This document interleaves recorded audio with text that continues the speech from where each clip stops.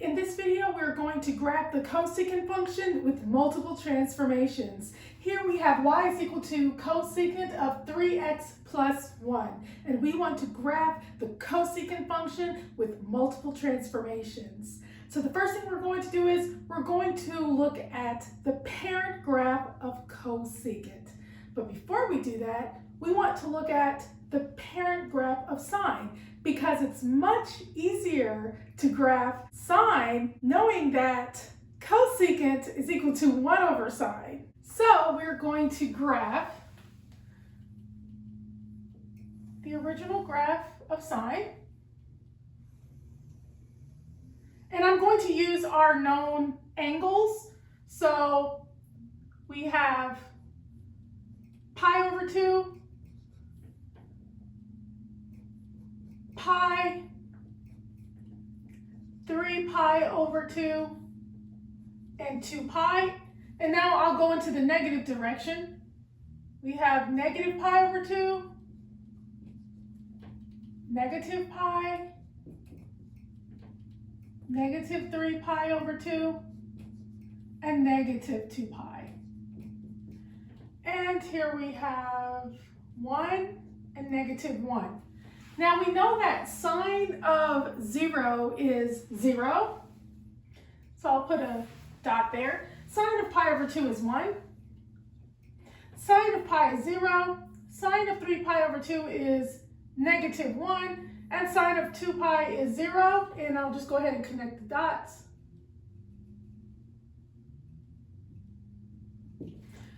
Sine of negative pi over 2 is negative 1. Sine of negative pi of 0. Sine of 3 pi over 2 is 1. And sine of negative 2 pi is 0. And our graph will look like this. Again, sine of x is equal to 1 over cosecant of x. And also, cosecant of x is equal to 1 over sine of x. So they're just reciprocals of each other. This means that wherever sine of x is equal to 1, cosecant of x is also equal to 1, because 1 over 1 is 1. Similarly, everywhere that sine of x is equal to negative 1, cosecant of x is also equal to negative 1, because 1 over negative 1 is negative 1. So I'm going to put a point everywhere that sine of x is equal to 1 and negative 1. So here we're beginning the original graph of cosecant. So I'm going to put a point here, a point here, because this is where sine of x is equal to 1. And I'm going to put a point here. This is where sine of x is equal to negative 1. And here, because this is where sine of x is equal to 1. Notice that these are also your max and min points for sine. Again, we will use the same analogy. Sine of x is equal to 1 over cosecant of x. So everywhere that sine of x is equal to 0, cosecant of x is undefined, because 1 over 0 is undefined. So everywhere that sine of x is equal to 0, I will put a vertical asymptote for the graph of cosecant x. So I'm going to put a vertical asymptote here. This is where sine of x is equal to 0. Sine of x is equal to 0 also along the y-axis. And sine of x is equal to 0 here and here. Now we are ready to graph the parent graph of the cosecant function. So everywhere that I see a max and min on my sine graph, I will begin at those points and draw away from the sine function and towards the asymptotes. So here is a min for the sine function. I'm going to draw away. Here is the max, draw away and towards the asymptotes. Here's a min, draw away and towards the asymptotes. Here's a max and draw away and towards the asymptotes. And here you have the original graph of cosecant. Now we are ready to apply the transformations for cosecant. But before we apply the transformations of cosecant, we want to first apply the transformation for sine, because clearly we see that graphing sine is much easier than graphing cosecant. Thus, let us rewrite this function using sine.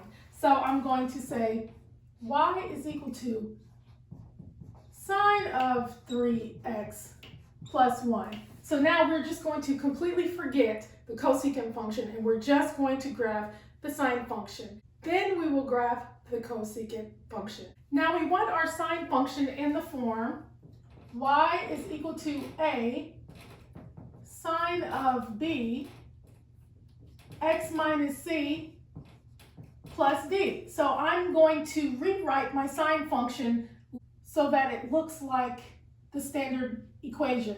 So I'm going to put a 1 in place of a because it's understood that there is a 1 here if you don't see any other number there.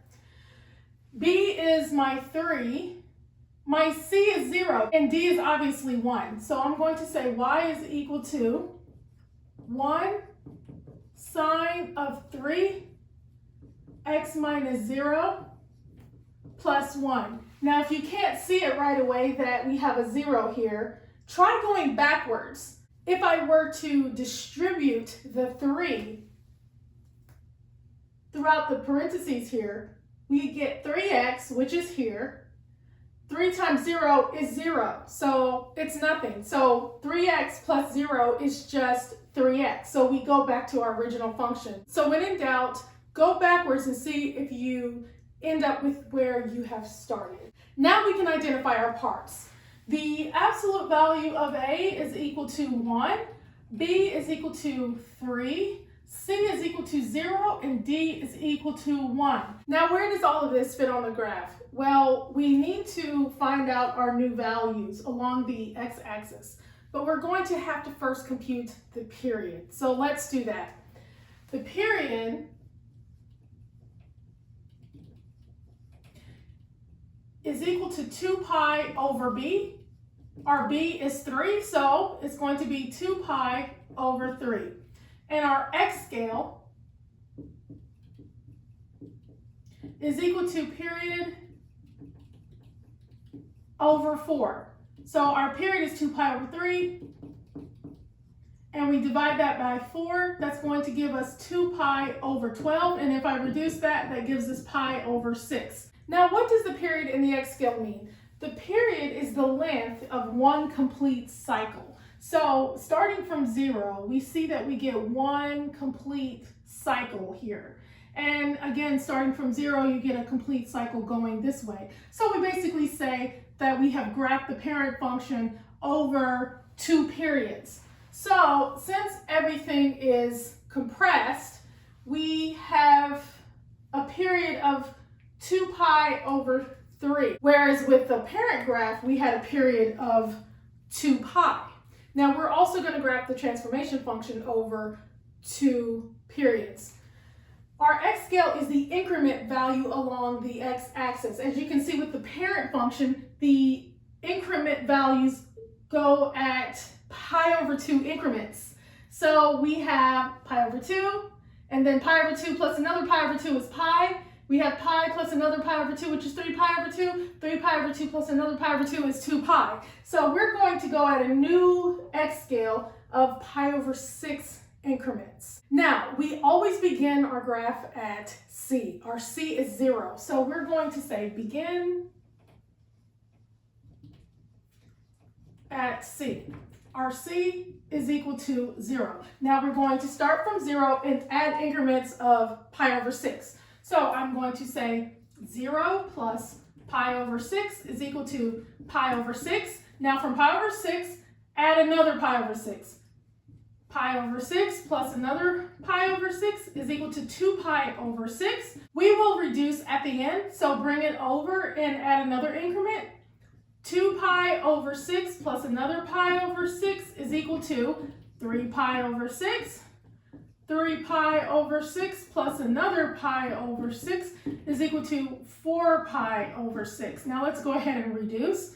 2 pi over 6 reduces to pi over 3. 3 pi over 6 reduces to pi over 2. And 4 pi over 6 reduces to 2 pi over 3. And that's enough because we need so many increments to go in one direction. Now let's go into the other direction. Starting from 0 again,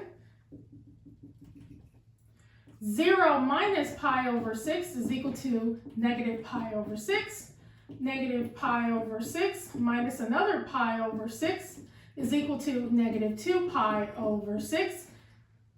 Negative 2 pi over 6 minus pi over 6 is equal to negative 3 pi over 6. Negative 3 pi over 6 minus pi over 6 is equal to negative 4 pi over 6.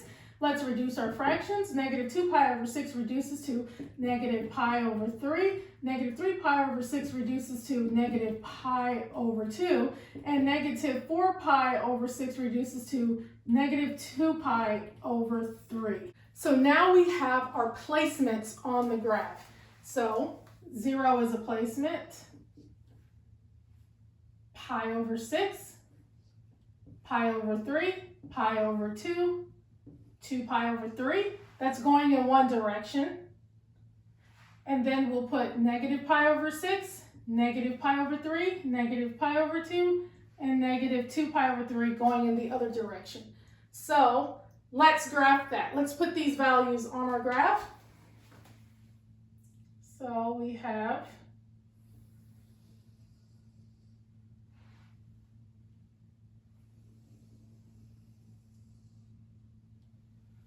and now we put our values on the graph. Pi over 6,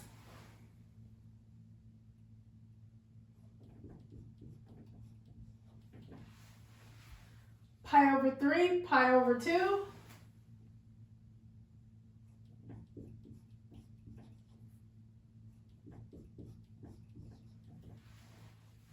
and 2 pi over 3. And we have the same going in the other direction.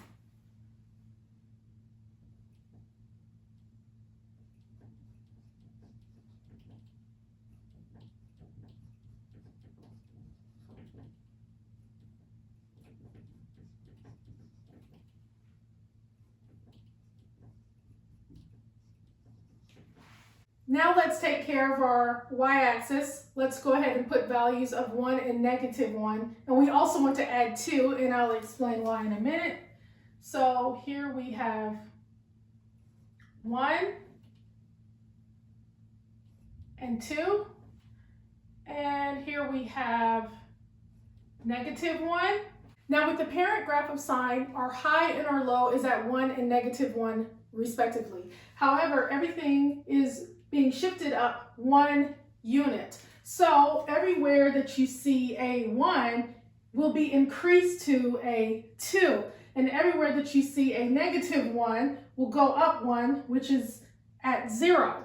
Also note that our horizontal line for the parent graph of the sine function is at y equals 0. So our new horizontal line will go up 1 at y equals 1. So I'm going to draw this new horizontal line to mirror our y equal 0, okay? So everything is shifted up 1 unit. Now let's go ahead and model our original sine graph. I'm going to start everything where you see sine of x is equal to 0, everything is shifted up 1. So I'll put a dot there. And here at pi over 6, it's going to go up to 2. At pi over 3, it's going to go back to 1. At pi over 2, it's going to go down to 0. And at 2 pi over 3, it will come back up to 1. Okay, so it's going to look like this.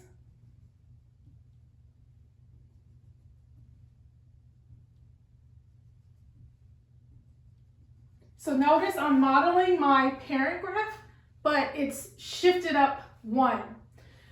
Now let's go in the other direction. So it's going to come down here, back up. Here it's going to go up to 2. So let's line it up. And at negative 2 pi over 3, it'll hit here along y equals 1. and let's connect.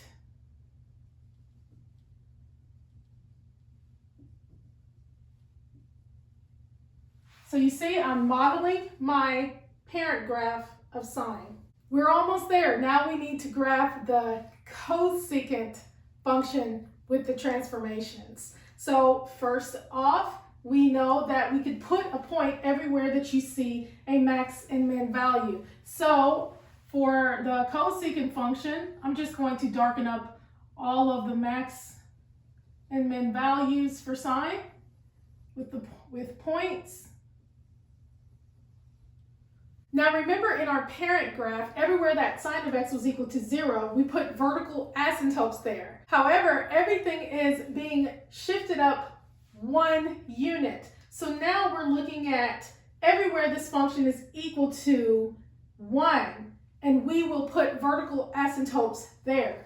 So we put vertical asymptotes here.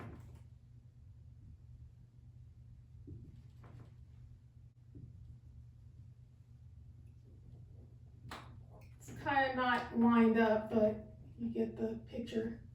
Okay, and we put vertical asymptotes here. And a vertical asymptote is here along the y-axis. You got vertical asymptotes here. And vertical asymptotes here. And last, we're ready to draw our transformation of cosecant by starting at the max and min points of our transformation of sine and drawing away from the sine graph and towards the asymptotes. So here is our min point for sine. Let's draw away. Here's our max for sine. Let's draw away. And these are asymptotes, right?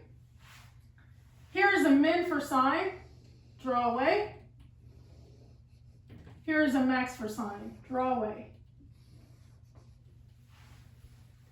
And that is how you graph the cosecant function with multiple transformations. Thank you for watching, and always remember that you are awesome.